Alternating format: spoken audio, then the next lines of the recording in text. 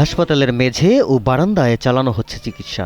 বাধ্য হয়ে নোংরা ও দুর্গন্ধময় এই পরিবেশেই থাকতে হচ্ছে রোগী ও স্বজনদের। ওয়ার্ডগুলোর ভেতর বাহিরের অবস্থা দেখে বোঝার উপায় নেই এখানে মানুষের রোগ সারানো হয়। এটি টাঙ্গাইল 250 শয্যা বিশিষ্ট হাসপাতালের চিত্র। বেড খালি না থাকায় চরম দুর্ভোগে শিশু ও রোগীর স্বজনরা। তাদের অভিযোগ, হাসপাতালে থাকার মতো কোনো পরিবেশ নেই, এর মধ্যে আবার সময় মতো পাওয়া যায় না বেড। 6 দিন ধরে আসার পরে প্রথমে ছিলাম ওই বারান্দা থেকে, পরে এই জায়গায় আসছি। প্রথমে স্যালাইন ট্যালাইন দিছে, তারপরে খাওয়ার ওষুধ দিছে, তারপরে ডাক্তার ওই তো সিস্টেম এসে দেখা যায়।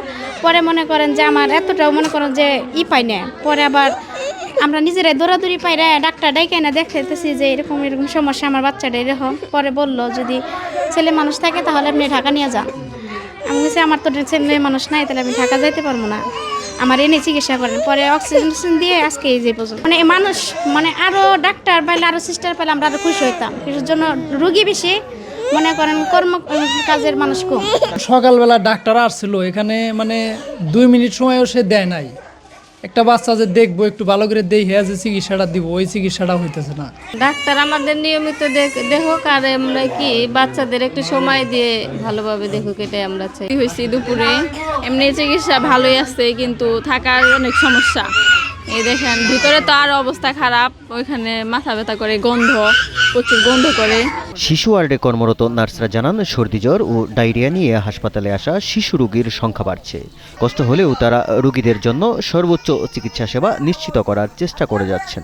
একটার পর একটা রোগী আসতেই থাকে, তো আমরা মানে আমাদের বেস্টটা দিয়ে ট্রাই করছি। আর আমরা মানে আল্লাহর রহমতে সামাল দিতে পারছি, যদিও এখানকার এনভায়রনমেন্টটা আসলে ততটা উপযোগী না। তাও মানে এটার একটু মানে উন্নতি হলে আর কি ভালো হইতো। সব মশার বিরুদ্ধে সুরক্ষা দিতে এলো বসুন্ধরা এক্সট্রিম অ্যারোসল।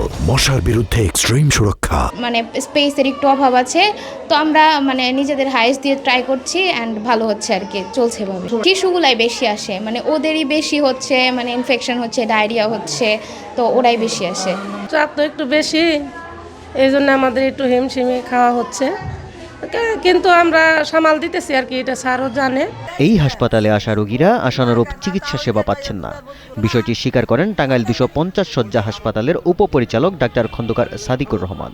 আমাদের ডায়রিয়া ওয়ার্ডের বেড সংখ্যা মাত্র 13টা, কিন্তু আমাদের প্রতিদিন ভর্তি হচ্ছে প্রায় 40 থেকে 50 জন, এবং প্রতিদিন যে টোটাল রোগী যেটা থাকে আগের দিনের ভর্তি প্লাস আজকের নতুন ভর্তি, এইটা কখনো আমাদের 100 ক্রস করে যায়। তো আমাদের যে চিকিৎসক সেটারও খুব প্রচণ্ড স্বল্পতা, শুধু 2 জন কনসালটেন্ট আছেন, কোনো মেডিকেল অফিসার নাই।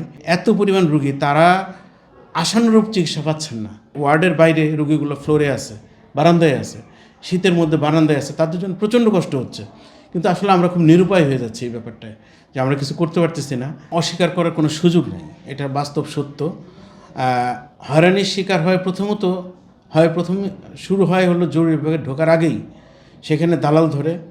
এবং আপনারা এটাও জানেন যে কয়েকদিন পর দালালদের ধরে নিয়ে যাওয়া হচ্ছে, কিন্তু আসলে আইনটাই একটু দুর্বল, যে তার ধরে আটকে রাখার সুযোগ থাকে না। 6 দিন 7 দিন পর আবার ছেড়ে দেয়।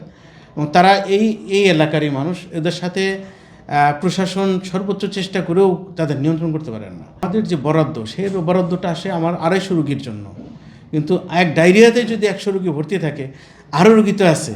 তা আমাদের এই ব্যাপারেও একটু স্বল্পতা কিছু অবশ্যই আছে। এইটা ওভারকাম করা আসলে খুব কষ্ট, কারণ রোগীর পরিমাণ যত বেশি, এই পরিমাণ বরাদ্দ আমরা পাই না।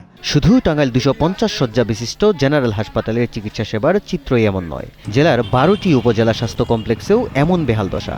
হাসপাতালের সকল সংকট দূর করে রোগীদের কাঙ্ক্ষিত সেবা নিশ্চিত করার দাবি স্থানীয়দের। টাঙ্গাইল থেকে পাঠানো ফরমান শেখের তথ্যচিত্রে ডেস্ক রিপোর্ট, কালের কণ্ঠ।